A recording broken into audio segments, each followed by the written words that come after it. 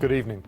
The Health Secretary warned us all to fall into line or face further restrictions following the recent rise in COVID cases. Matt Hancock said the country had reached a tipping point, with today's figures showing there had been almost 3,900 new cases in the past 24 hours.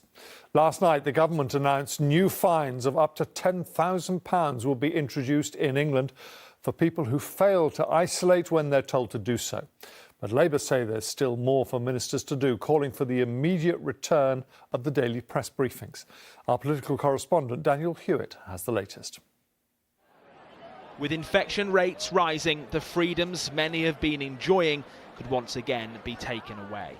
That is the warning from the government, who fear the virus is beginning to spread out of control.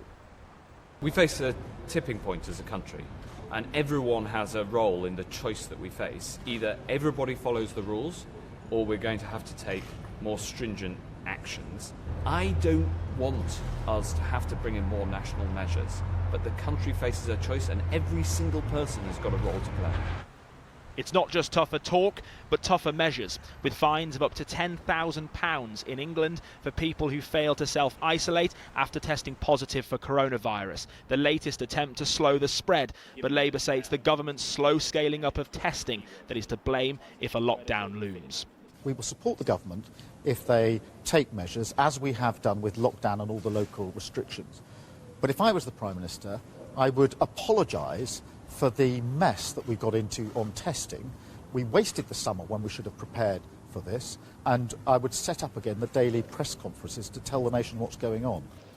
In the northeast and parts of the northwest, today's warnings are already a reality. 10 p.m. curfews on pubs and restaurants, restrictions on households mixing, all a part of local lockdowns that could become nationwide. But experts say a longer-term solution is needed. We cannot carry on having sequential uplifting of lockdown, followed by a lockdown, followed by an uplifting. It's not sustainable. So we need to get our act together and drill down to the origin of the rise in number of cases and act on the sources of this rise in number of cases.